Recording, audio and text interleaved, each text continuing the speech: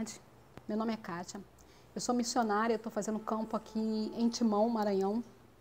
E eu estava esses dias estudando acerca de algumas mensagens, né? Mas basicamente crônicas e Neemias.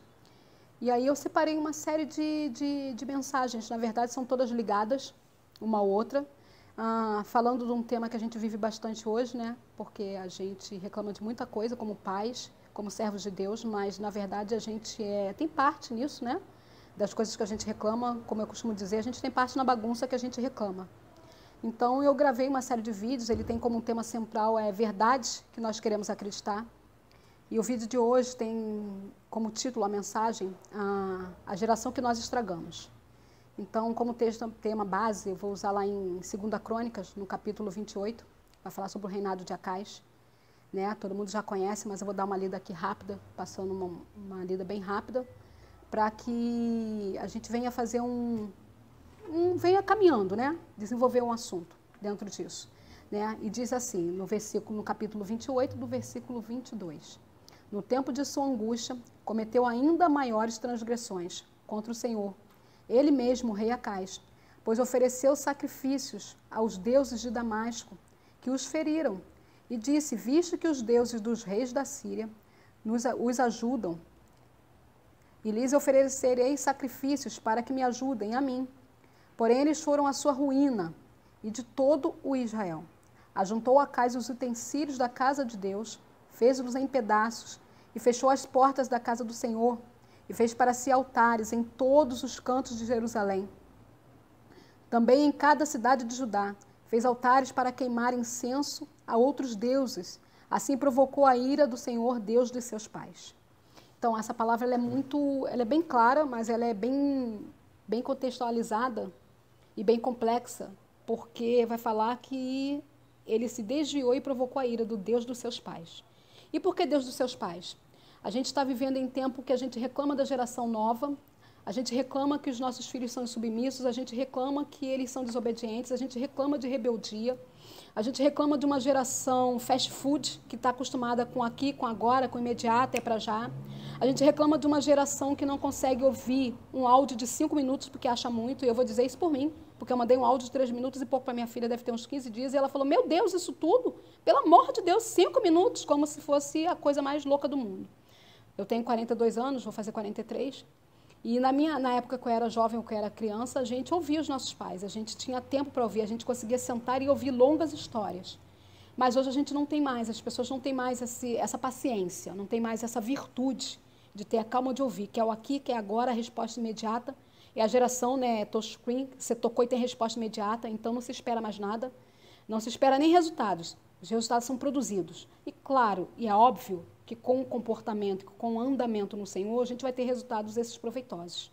Mas, infelizmente, a gente diz que serve ao Senhor, a gente diz que educa o nosso filho, que a nossa casa é baseada no Senhor. Mas a gente simplesmente se comporta de forma contrária. Como a gente se comporta de forma contrária? Eu separei alguns pontos, né, que são pontos que a gente, como pais, a gente falha muito, e a gente falou muito dentro da nossa casa. Quando eu digo a gente, eu digo num contexto geral. Claro e obviamente, antes que vocês me fuzilem, me matem, falem muito desaforo aí no comentário do vídeo, não são todos os pais. A gente sabe que tem as pessoas que são coerentes, a gente sabe que tem as pessoas que são maduras, a gente sabe que tem as pessoas que têm direção, discernimento, que têm realmente uma vida pautada na palavra e sabem educar os seus filhos. Mas, como eu digo eu digo num contexto geral, porque é o que a gente vê. Né? Então, assim, a gente compra brinquedos caros, primeiro ponto que eu separei, a gente compra brinquedos caros, a gente compra celular de última geração, smartphones potencialíssimos, são na verdade computadores de bordo, a gente compra tablet, a gente compra computador, a gente dá a eles acesso ilimitado em questão de internet. A gente ensinou eles a saberem e conhecerem tecnologia de ponta, mas a gente não deu a eles os princípios de saberem usar essa tecnologia de ponta. A gente não deu a eles princípio de ética, moral. A gente começou a ocupar eles e a deixar eles para que ocupassem os espaços que nós, como pais, deixamos vazios. A gente começou a dar a eles esses supercomputadores de mão. A gente começou a dar a eles todos os meios possíveis e fáceis de se ter tecnologia e de acessá-la.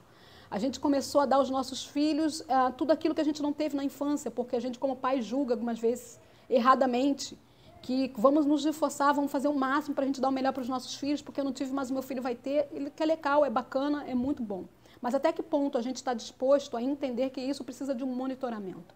Porque foi tudo que a gente não fez, a gente não deu a eles um monitoramento, a gente deu o acesso, mas não monitorou. A gente deu a facilidade, mas a gente não cobrou. A gente deu a opção de fazer o que quiserem, a sua escolha, mas a gente simplesmente não exigiu. Então a gente, como pai, tem uma série de culpas nessa geração que não quer mais obedecer. E aí a gente continua acreditando nas verdades que nós queremos acreditar. Mas nós estragamos essa geração.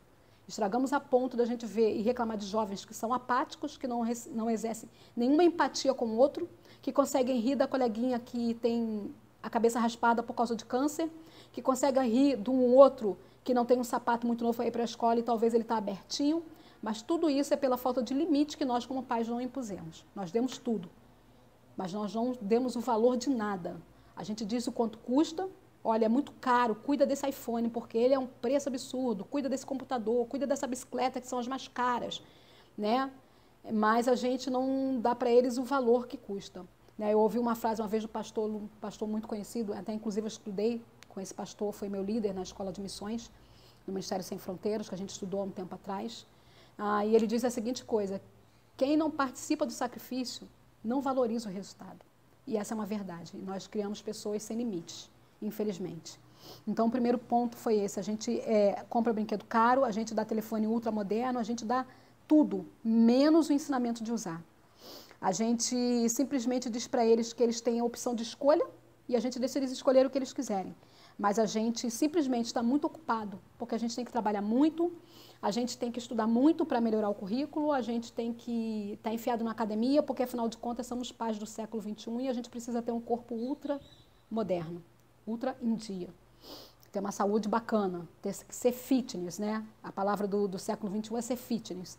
E porque a gente precisa ocupar o nosso tempo com uma série de coisas, a gente deixou um espaço vazio na nossa casa, a gente deixou um espaço vazio nas nossas mesas, a gente deixou um espaço vazio nos quartos dos nossos filhos, porque a gente passou a não entrar mais e a não cobrar que esse quarto seja arrumado.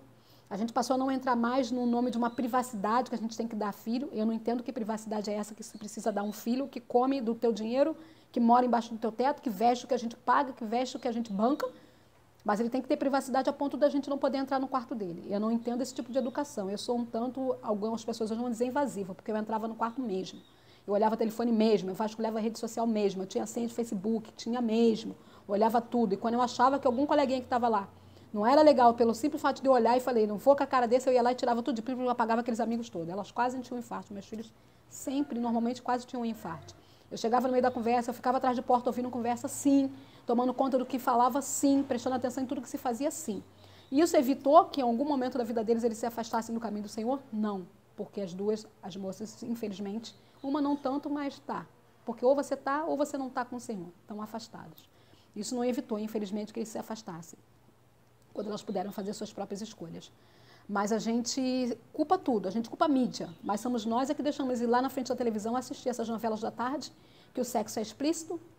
Somos nós que deixamos eles assistir programas que falam de identidade de gênero e aí eles, de repente, descobrem ou acreditam que são seres num corpo errado. São homens que estão no corpo de mulheres, mulheres que estão no corpo de homem e, de uma forma errada, eles começam a se identificar como coisas que eles não são. Porque a mídia diz que que somos assexuados, que ninguém nasceu com sexo definido. Né? E aí tem toda essa bagunça de identidade de gênero que a gente vê por aí. E isso, parte disso é culpa nossa, porque nós deixamos nossos filhos na frente dessas televisões, assistirem esses programas. Nós deixamos youtubers famosos, tem um novo nome de nome aí, mas por enquanto eu só lembro de um nome, que vocês pais devem saber melhores do que eu. E que só falam besteira, que ensinam a ser rebelde, ensinam a comer doce com formas de órgãos genitais, e achando isso super bacana. A gente deixou eles na frente da Peppa Pig, a gente deixou eles na frente da Aranha, da Dona Barata, que tem aquela musiquinha que é até bonitinha, mas se a gente for olhar todo um contexto de tudo isso, a gente vai ver que é totalmente fora a palavra. E aí ainda a gente vai encontrar aquelas pessoas que vão dizer assim, ah, mas qual é o problema? A gente não pode ser fanático, a gente não pode ser religioso. E por causa dessa falta, né, desse absurdo de ser religioso, a gente tirou das nossas mesas até as orações. A gente não ora mais para agradecer a provisão do alimento dentro de casa, porque a gente julga isso retódrago, a gente julga isso antiquadro, a gente julga isso religiosidade. Então não se ora mais para agradecer por um prato de alimento. A gente ficou tão cheio de teologia, tão cheio de conhecimento, e eu não estou aqui fazendo apologia à falta de conhecimento, porque eu sou alguém que estuda e eu gosto de estudar. Eu estudo muito. Eu fiz em 2 seminários, eu estudo muito, eu leio Bíblia, eu leio livro, eu leio muito, tudo muito, sempre. Então eu sou alguém que gosta de estar informada e sim estudar e ter conhecimento. Mas a gente separou isso da empatia, a gente separou isso da direção do Espírito Santo, a gente separou isso daquilo que nós, como pais e como servos de Deus, devemos fazer, que é orar sim. É agradecer pelo alimento, sim. É agradecer porque a gente tem um lar e a gente tem uma família fundamentada na palavra, sim. A gente não faz mais isso. A gente tirou os cultos dos lares porque os nossos filhos tinham pressa. Porque eles estavam tão ocupados na vida deles, que eu não sei que vida é essa que você tem quando é adolescente, mas a gente é tão ocupado quando é adolescente, na verdade. E a gente tirou os cultos dos lares porque eles acham chato, e aí a gente não quer obrigar eles a lerem Bíblia, a gente não quer obrigar eles a fazerem uma oração, a gente não quer obrigar eles a perguntando eles o que eles entenderam da palavra, então porque a gente não quer ser chato, a gente quer ser o pai do século XXI, a mãe do século XXI, uau, ultra amigo, mas esquecendo da correção, esquecendo da exigência. Então, assim, a gente tirou tudo isso da nossa mesa. A gente não vai mais à reunião dos pais, nós não vamos mais à reunião de pais nos colégios porque somos muito ocupados. Mas quando nós somos solicitados, de alguma forma, a comparecer nesse colégio, porque o nosso filho teve um mau comportamento, a gente vai munido de um discurso ofensivo e agressivo contra um professor, né, culpando ele muitas vezes, e eu falo isso porque eu sei que eu estou falando, eu sou filha de diretora de escola, de professores, minhas filhas são professoras, então eu sei bem do que eu estou falando, eu tenho amigas professoras, eu estou fazendo, inclusive, faculdade de História, então eu sei bem do que eu falo. E aí se vai para a escola munido de um discurso ofensivo, agressivo, né, onde a gente ofende o professor, onde a gente acha que ele tem a obrigação de educar os nossos filhos mal educados, que ele tem a obrigação de exigir tarefa de casa dos nossos filhos, como somos nós que devemos exigir que essas tarefas sejam feitas em casa. Então a gente vai lá munido desse discurso absurdo, ofende o professor e muitas vezes na frente deles, na frente desses alunos, que os pais foram chamados para ser corrigidos. Então assim, a gente mune eles de ferramentas das quais eles mais tarde vão usar, até mesmo para nos desacatar, porque acredite, se ele desacata o professor, se ele desacata o diretor da escola, se ele consegue desacatar um adulto que está dizendo para ele não rabiscar o elevador do prédio, para ele não destratar um porteiro, você acredite, ele vai te destratar mais tarde. E a gente tem que orar muito para ainda não entrar na estatística de ser pais mortos por esses filhos, mal educados, com mau exemplos e mau comportamento que nós permitimos ter. Porque como a casa nós trouxemos para dentro da nossa casa, todo ídolo. Ah, mas isso tem a ver com a palavra? Tem a ver com a palavra, porque a gente abriu as nossas portas para deixar que essas coisas morassem na nossa casa. Essas minisséries diabólicas, esses desenhos diabólicos, essas novelas diabólicas, satânicas, que só ensinam aquilo que não condiz com a palavra, que é totalmente contrário à palavra de Deus. Nós deixamos eles serem educados por esse meio veículo de telecomunicação e a gente não faz mais o nosso papel porque a gente não tem tempo. A gente não exorta mais, a gente não corrige mais, porque a gente diz que ama. E como o nosso tempo com a família não é proveitoso, é miserável. E aí, a gente comete essa série de erros, né? Essa série de consequências de erro, trazendo para o nosso lar, para o nosso altar, tudo que a gente abomina. Né? A gente fala do Senhor, mas a gente não cobra dos nossos filhos momentos e tempos de oração. A gente fala do Senhor, mas a gente não cobra dos nossos filhos uma devocional com Deus.